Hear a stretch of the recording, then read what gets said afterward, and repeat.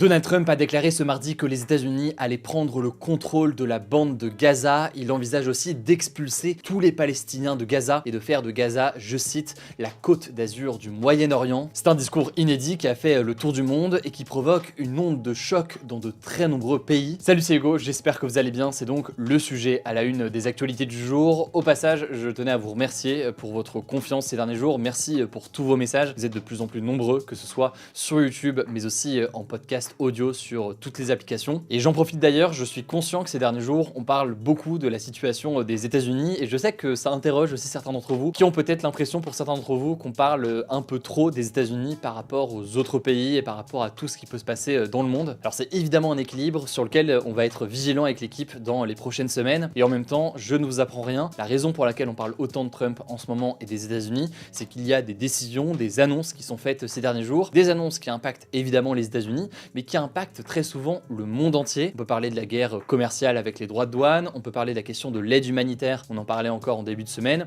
on va parler ici donc de la question de Gaza. C'est des déclarations ou des mesures qui dans certains cas bouleversent véritablement la situation sur certains sujets et ça me paraît dans ce cadre-là normal et même très important de suivre la situation et de suivre tout ce qui se passe. En tout cas, merci encore une fois pour votre confiance et pour vos messages ces derniers jours. Alors on va redonner un petit peu de contexte. Benjamin Netanyahou, donc le premier ministre israélien, a été reçu ce mardi par le président américain à la Maison Blanche et c'est le premier dirigeant étranger à avoir été reçu par Trump depuis son arrivée au pouvoir le 20 janvier. L'objectif de cette rencontre, en tout cas en théorie au départ, c'était d'avancer sur la seconde phase du cessez-le-feu entre Israël et le Hamas. Cette deuxième phase, elle doit permettre la libération des derniers otages retenus à Gaza et mener à une fin définitive de la guerre et des bombardements. Et donc je le disais, ce mardi, Netanyahou et Trump ont donné une conférence de presse pendant laquelle le président américain a indiqué que les États-Unis allaient, je cite, prendre le contrôle de Gaza à long terme et déplacer tous les Palestiniens hors du territoire. Pour justifier son annonce, il a affirmé que les Palestiniens, je cite, adoreraient quitter la bande de Gaza, qu'il a qualifié de site de démolition. En décembre dernier, il faut savoir que le centre satellitaire de l'ONU estimait que près de 70% des bâtiments dans la bande de Gaza avaient été endommagés ou détruits par les bombardements. Pour Donald Trump, les Gazaouis y restent donc pour le moment, je cite, parce qu'ils n'ont pas d'alternative. À noter que lorsqu'un journaliste lui a demandé s'il comptait envoyer des troupes américaines, donc véritablement l'armée américaine dans cette zone, Trump a répondu, je cite, « Nous ferons le nécessaire ». Autrement dit, il ne semble pas exclure l'usage de la force avec une présence de l'armée américaine. En fait, dans la situation actuelle, Donald Trump espère convaincre plusieurs pays situés aux alentours de Gaza, notamment l'Égypte ou encore la Jordanie, qui partagent une frontière avec Israël, d'accueillir les Palestiniens qui seraient donc expulsés de force de Gaza. On parle d'environ 2 millions de personnes selon les estimations. Toujours selon Donald Trump, en Égypte ou encore en Jordanie, les Palestiniens pourront, je cite, vivre une belle vie sans avoir peur de mourir chaque jour. Alors on va revenir dans un instant évidemment sur toutes les réactions, mais ce qu'on peut déjà noter, c'est que l'Égypte et la Jordanie rejettent cette idée. Ils refusent de participer à ce plan donc d'expulsion qui, au passage, serait contraire au droit international. Certains opposants à Donald Trump ont aussi fait un parallèle dans une certaine mesure avec la Nakba, qui avait été l'exil forcé de 800 000 Palestiniens à la proclamation d'Israël en 1948. Alors l'objectif affiché du président américain en prenant le contrôle de Gaza et en expulsant les Palestiniens de Gaza, ce serait de faire, je cite ici le président américain, la côte d'azur du Moyen-Orient, permettant ainsi, selon lui toujours, de créer des milliers et des milliers d'emplois. Pour y arriver, Trump a assuré que les États-Unis seraient responsables du démantèlement de toutes les bombes dangereuses qui n'ont pas explosé et de toutes les armes, mais il prévoit aussi d'aplanir la zone et de se débarrasser des bâtiments détruits pour développer économiquement le territoire et d'un point de vue, autrement dit donc, strictement immobilier. Donald Trump l'affirme, je cite, « Tous ceux à qui il a parlé adorent l'idée de voir les États-Unis posséder la bande de Gaza ». Mais alors, depuis cette déclaration, quelles ont été en réalité les réactions? On va commencer côté français. On peut noter que le ministère des Affaires étrangères a indiqué que l'avenir de Gaza passe par un futur État palestinien et non par le contrôle d'un pays tiers, en l'occurrence ici donc par les États-Unis. La France rappelle donc sa position historique qui consiste à soutenir une solution à deux États, un État israélien israélien et un État palestinien, comme ça avait été proposé en 1947 par l'ONU. Le gouvernement français a aussi indiqué, je cite, que tout déplacement forcé de la population palestinienne de Gaza constituerait une violation grave du droit international et que les déclarations de Trump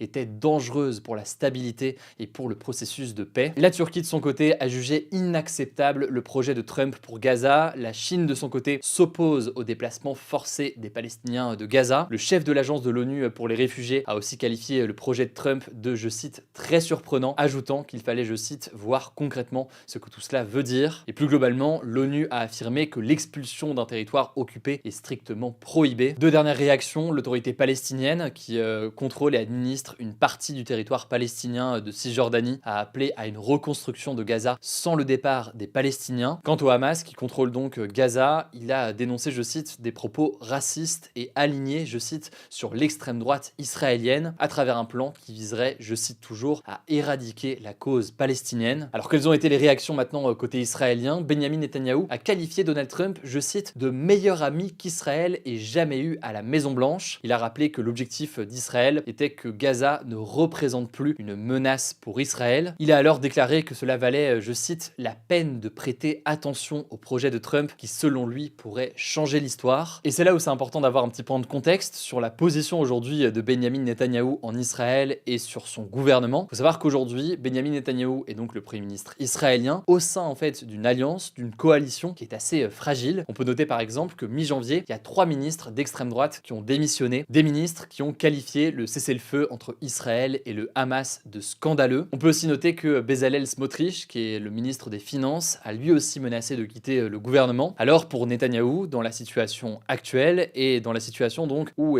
son poste de premier ministre est menacé si son alliance s'effondre, ces propos de Donald Trump, ça pourrait être un moyen pour lui de convaincre son ministre des Finances de ne pas démissionner et de maintenir en quelque sorte son gouvernement en vie. Et d'ailleurs, on peut noter que Bezalel Smotrich a promis ce mercredi de tout faire pour enterrer définitivement l'idée d'un État palestinien. Côté américain, certains analystes se questionnent sur le sérieux de la proposition de Donald Trump, se demandant notamment si l'objectif avec cette annonce ne serait pas plutôt de modifier les équilibres dans la région en faisant pression en quelque sorte sur certains acteurs avec des phrases choc. Ce qui est sûr, c'est que cette onde de choc, elle a été ressentie dans de très nombreux pays du monde, y compris évidemment donc chez les Palestiniens à Gaza. Ce que l'on sait aussi, c'est que si les États-Unis avancent dans cette voie, cela serait complètement contraire au droit international et un déplacement forcé de population pourrait constituer des crimes de guerre. Et puis du côté de la stratégie de Donald Trump, ce serait tout de même un interventionnisme et donc une présence américaine, y compris potentiellement avec l'armée dans cette région, qui serait potentiellement à rebours finalement du discours America First, donc l'Amérique d'abord ou les États-Unis d'abord, qui avait été répété